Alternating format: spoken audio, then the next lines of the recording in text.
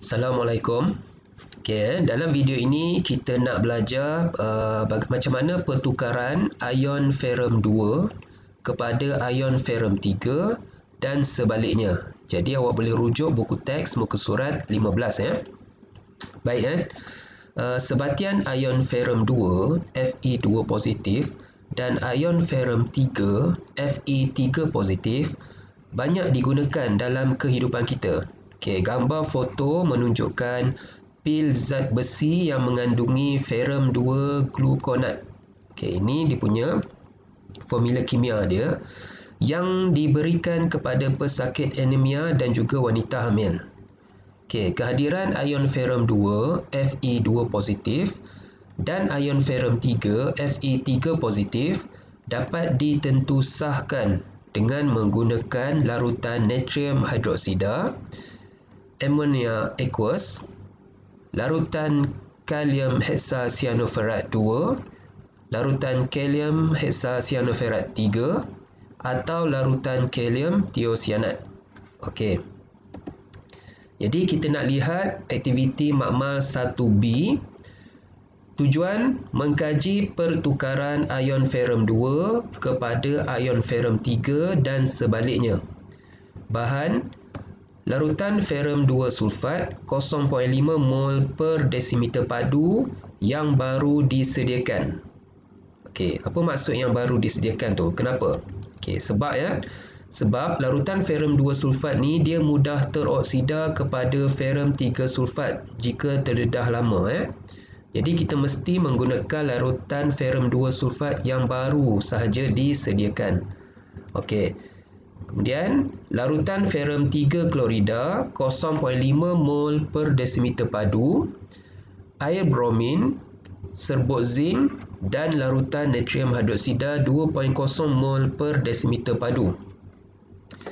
Radas, tabung didih, tabung uji, penyepit tabung didih, penitis, spatula, corong turas, kertas turas, penunu Bunsen dan juga rak tabung uji. Jadi mula-mula kita nak lihat, kita nak buat eksperimen pertukaran ion ferrum 2 kepada ion ferrum 3. Prosedur langkah pertama kita tuangkan 2 cm padu larutan ferrum 2 sulfat berkepekatan 0.5 mol per desimeter padu yang baru disediakan ke dalam sebuah tabung didih. Warna larutan ferrum 2 sulfat ni dia berwarna hijau. Ingat ya, kalau dia mengandungi ion ferrum 2 dia mesti berwarna hijau. Kemudian kita titiskan air bromin sedikit demi sedikit sambil menggoncangkan tabung didih ini sehingga tiada lagi perubahan warna dapat diperhatikan. Air bromin ni dia berwarna perang ya. Baik, apa maksud tiada lagi perubahan warna? Maksudnya ialah tindak balas telah lengkap lah. Apabila tindak balas telah lengkap, air ni dia akan bertukar menjadi warna perang lembut nanti. Perang pudar macam tu. Kemudian kita panaskan campuran di dalam tabung didih secara perlahan-lahan. Jangan sampai menggelegak. Kemudian kita tambahkan larutan NaO ke dalam campuran untuk mengesahkan kehadiran ion ferrum 3 yang terbentuk. Apabila kita tambahkan larutan NaO, mendakan perang serta-merta terbentuk. Mendakan perang, apabila kita bercakap tentang mendakan, maksudnya dia tak larut lah. Baik. Kemudian kita rekodkan semua pemerhatian. Data dan pemerhatian untuk pertukaran ion ferrum 2 kepada ion ferrum 3. Baik tindak balas. Kita tambahkan larutan ferrum 2 sulfat dan juga air bromin Apa yang kita nampak pemerhatian? Yang pertama larutan ferrum 2 sulfat dia bertukar warna daripada hijau kepada perang. Sebelum kita tambah air bromin, larutan ferrum 2 sulfat ni dia berwarna hijau. Kemudian bila kita tambah air bromin, warna campuran menjadi warna perang. Kemudian perubahan yang berlaku pada air bromin pula, warna perang air bromin dilunturkan. Kemudian kita tambahkan larutan NaO untuk mengesahkan kehadiran ion ferrum 3 positif. Ingat untuk mengesahkan kehadiran ion ferrum 3 positif, caranya kita tambahkan larutan NaO. Apabila kita tambah larutan NaO, mendakan perang terhasil. Ini mengesahkan kehadiran ion ferrum 3. Jadi inference kita adalah ion ferrum 3 positif hadir. Kemudian kita lakukan pula eksperimen bagi mengkaji pertukaran ion ferrum 3 kepada ion ferrum 2. Caranya, kita tuangkan 2 cm padu larutan ferrum 3 klorida 0.5 mol per desimeter padu ke dalam sebuah tabung didih. Larutan ferrum 3 klorida ni berwarna perang. Kenapa dia berwarna perang? Sebab adanya ion ferrum 3. Ingat, ion ferrum 3 berwarna perang. Ion ferrum 2 berwarna hijau. Kemudian kita tambahkan setengah spatula serbuk zinc ke dalam larutan itu. Serbuk zinc ni warna dia hitam. Kemudian kita panaskan campuran secara perlahan-lahan. Jangan sampai menggelegak. Kemudian kita turaskan campuran ke dalam sebuah tabung uji. Apabila kita turaskan, kita akan dapat satu larutan berwarna hijau. Zinc yang berlebihan ada dekat sini. Seterusnya, kita tambahkan larutan NaO ke dalam hasil turasan untuk mengesahkan kehadiran ion ferrum 2 positif. Apabila kita tambahkan larutan NaO, mendakan hijau ni serta-merta terbentuk. Itu mengesahkan kehadiran ion ferrum 2. Seterusnya kita rekodkan semua pemerhatian. Jadi data dan pemerhatian untuk pertukaran ion ferrum 3 kepada ion ferrum 2. Tindak balas. Larutan ferrum 3 klorida kita tambahkan dengan serbuk zinc. Apa yang kita perhatikan ialah larutan ferrum 3 klorida bertukar warna dari perang kepada hijau. Sebelum kita tambah serbuk zinc, warna larutan ferrum 3 klorida berwarna perang. Apabila kita tambah serbuk zinc, dia warna lautan bertukar menjadi warna hijau dan serbuk zinc tu dia larut dia larut. Jadi untuk mengesahkan kehadiran ion ferrum 2 kita tambahkan dengan larutan NaO. Apabila kita tambahkan dengan larutan NaO, serta-merta mendakan hijau terhasil. Ini mengesahkan kehadiran ion ferrum 2. Ion ferrum 2 dia berwarna hijau. Inference kita adalah ion ferrum 2 positif hadir. Perbincangan. Kenal pasti bahan yang dioksidakan dan bahan yang diturunkan bagi setiap pertukaran dalam bahagian A dan B. Berikan sebab kepada jawapan anda dari segi A, perubahan nombor pengoksidaan. Baik, kita tengok dulu pertukaran ion ferrum 2 kepada ion ferrum 3. Baik, macam mana kita nak tulis persamaan ion? Dia dah cakap ion ferrum 2 bertukar kepada ion ferrum 3. Jadi persamaan tindak balas kita mula-mula ion ferrum 2 positif bertukar menjadi ion ferrum 3 positif. Baik, kalau awak tengok persamaan kimia ini tak seimbang dari segi cas. Sebelah kiri casnya positif 2, sebelah kanan casnya positif 3. Jadi dia tak seimbang. Jadi macam mana kita nak seimbangkan cas? Kita kena tambah elektron kan? Kita nak tambah elektron dekat mana? Dekat kiri ke dekat kanan? Awak ingat elektron tu casnya negatif. Kita nak tambah dekat mana? Baik, kita akan tambah elektron, satu elektron dekat sebelah kanan. Elektron ni bercas negatif, jadi 3 tolak 1 jadi positif 2. Sebelah kiri dah positif 2, sebelah kanan dah positif 2, maka dah seimbang persamaan ion ini.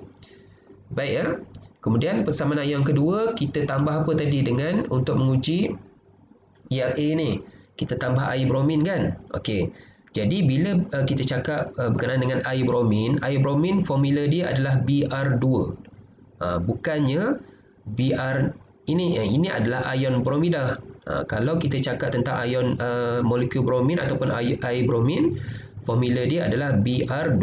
Kenapa saya tunjuk dua persamaan ni? Saya nak tunjuk mungkin ada pelajar yang keliru mana satu persamaan dia. Langkah pertama, seulang balik macam mana kita nak tahu mana satu persamaannya betul. Kita menggunakan air bromin. Air bromin adalah formula dia Br2. Ini adalah ion bromida. Baik, kalau awak tengok persamaan kimia ni, persamaan ion ini dia tak seimbang. Tak seimbang dari segi bilangan mol dulu. Okey, di sini bromin ada 2, di sini bromin ada 1, jadi tak seimbang, kita tambah 2 dekat sini. Kemudian dia tak seimbang dari segi cas pula. Dekat sini casnya kosong. Sebab dia tak ada apa-apa dekat atas ni, dia molekul jadi dia cas dia kosong ya.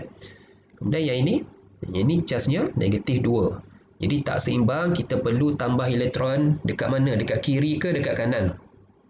Okey, untuk seimbangkan, kita tambah 2 elektron di sebelah kiri. Jadi kat sini ada negatif 2, kat kiri ada negatif 2, di sebelah kanan ada negatif 2, jadi persamaan ini dah seimbang. Okey, awak tengok persamaan yang ini pula, macam tadi ya. Sini BR ada 2, sini pun BR mesti ada 2. Okey, kemudian casnya tak seimbang, dekat sebelah kiri negatif 2, dekat sebelah kanan kosong, jadi kita tambah 2 elektron di sebelah kanan. Jadi sekarang persamaan dah seimbang. Baik ya, macam saya cakap tadi ya. Baik, cara pertama macam mana kita nak tahu mana satu persamaannya betul. Okey, air bromin formula dia Br2. Okey, itu cara pertama. Cara kedua, macam mana kita nak tahu persamaan mana yang betul? Okey, awak tengok persamaan ion yang ini. Di sini elektronnya di sebelah kanan. Jadi persamaan ion yang satu lagi, elektron mestilah di sebelah kiri, barulah dia seimbang. Tak bolehlah dua-dua persamaan elektronnya di sebelah kanan, salah. Itu cara kedua. Cara kedua, kita tengok kedudukan elektron. Kalau persamaan ion yang pertama ini, elektronnya di sebelah kanan, persamaan ion yang kedua, elektron mesti di sebelah kiri. Barulah persamaan kimia nanti dia akan menjadi seimbang. Jadi ini dah salah. Okey.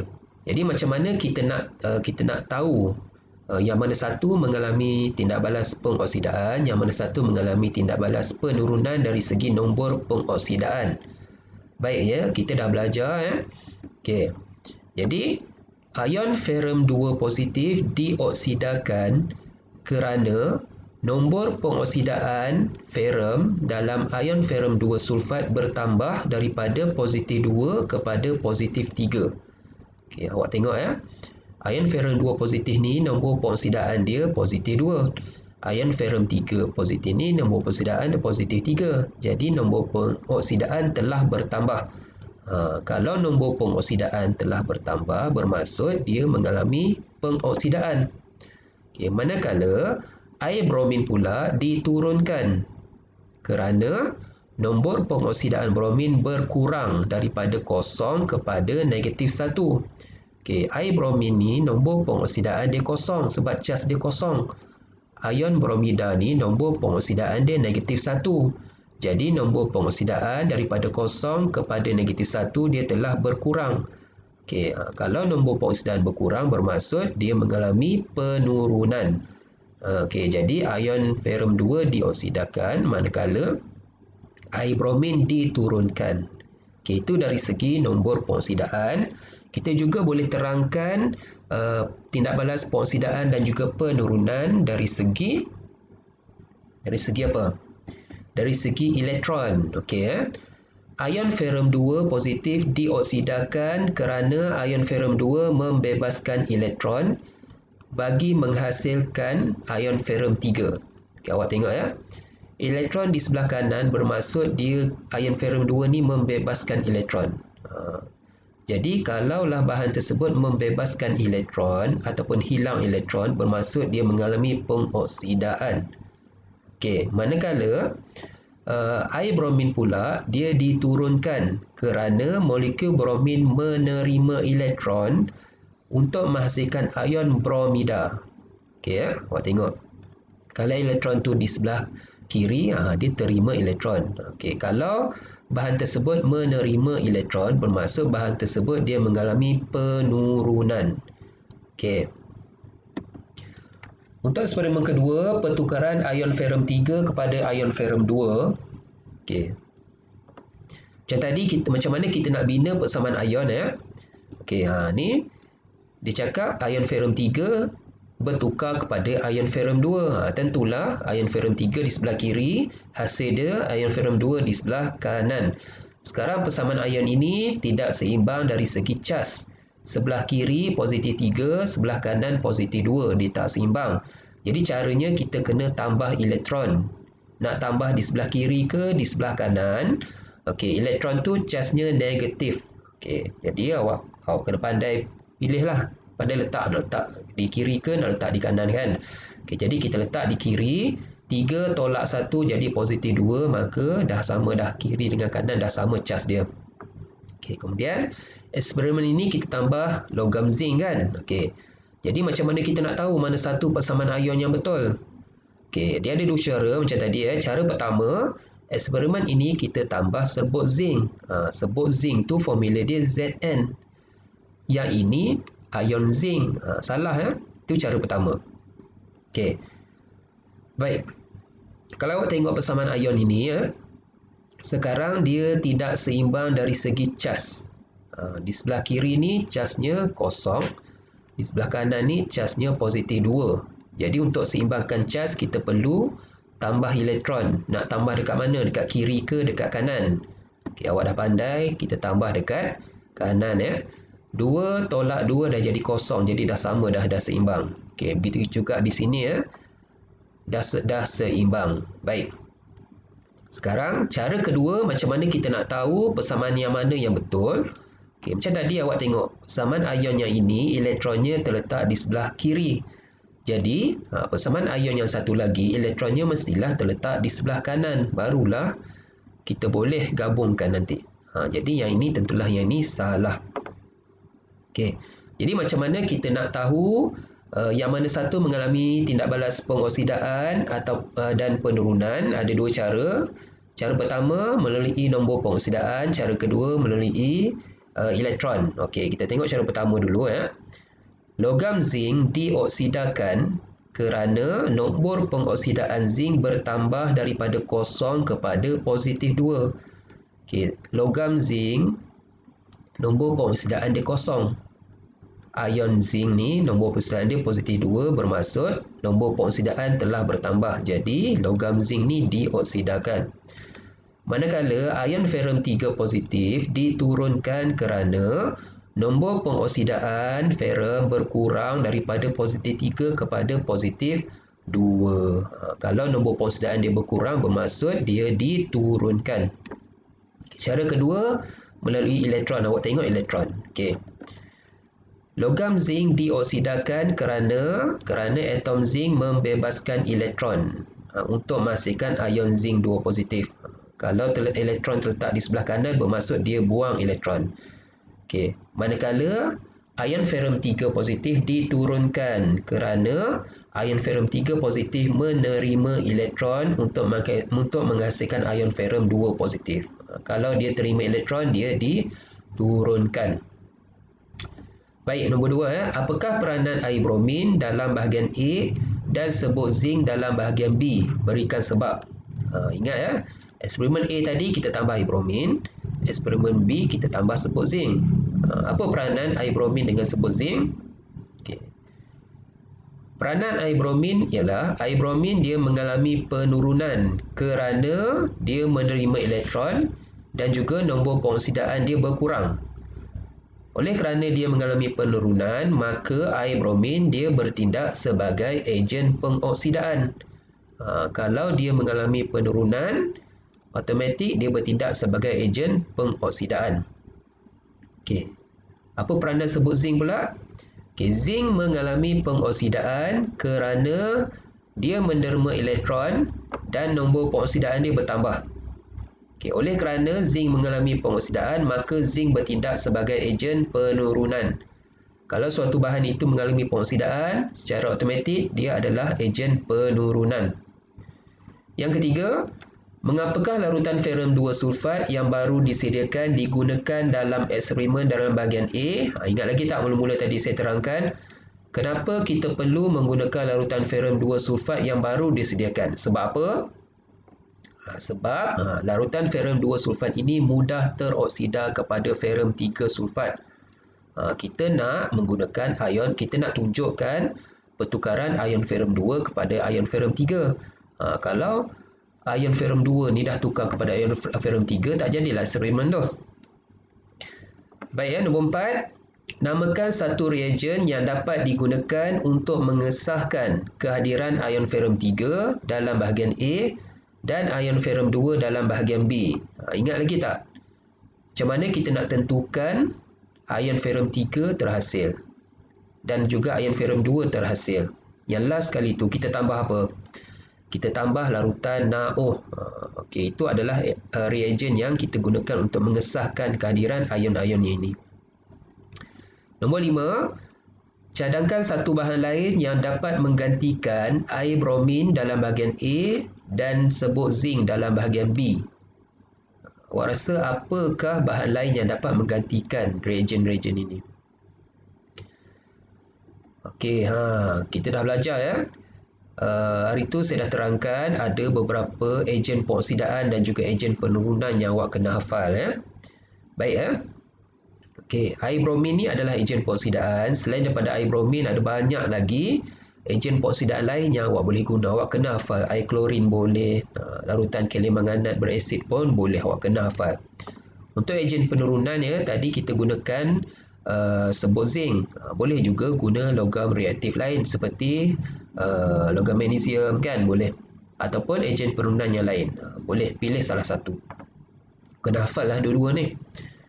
Okey, jadi sebagai kesimpulan ya, pertukaran ion ferrum 2 positif kepada ion ferrum 3 positif dan sebaliknya pada rajah ini menunjukkan perubahan nombor pengoksidaan dalam tindak balas redox yang mempunyai kaitan dengan pemindahan elektron. Okey, perubahan nombor pengoksidaan ni dia ada kaitan dengan pemindahan elektron ya. Okey, awak tengok ya. Ion ferrum 2 positif, nombor pengoksidaan dia positif 2, manakala ion ferrum 3 positif, nombor pengoksidaan dia positif 3. Bermaksud nombor pengoksidaan dia telah bertambah, maka ion ferrum 2 positif ni mengalami tindak balas pengoksidaan. Sebab nombor pengoksidaan ferrum telah bertambah daripada positif 2 kepada positif 3. Dan kalau awak ingat lagi ya, persamaan ion dia apa? Ion ferrum 2 dia telah membebaskan elektron untuk menghasilkan ion ferrum 3 positif. Okey. Kemudian daripada ion ferrum 3 kepada ion ferrum 2, kalau awak perhatikan nombor pengoksidaan dia berkurang. Kalau nombor pengoksidaan berkurang bermaksud ion ferrum 3 mengalami tindak balas penurunan. Dan ya, ion ferrum 3 dia menerima elektron untuk menghasilkan ion ferrum 2 positif. Okey. Dia, video kita dah habis. Saya harap awak faham macam mana tindak balas penukaran antara ion ferrum 2 kepada ion ferrum 3 dan sebaliknya. Sekian, terima kasih.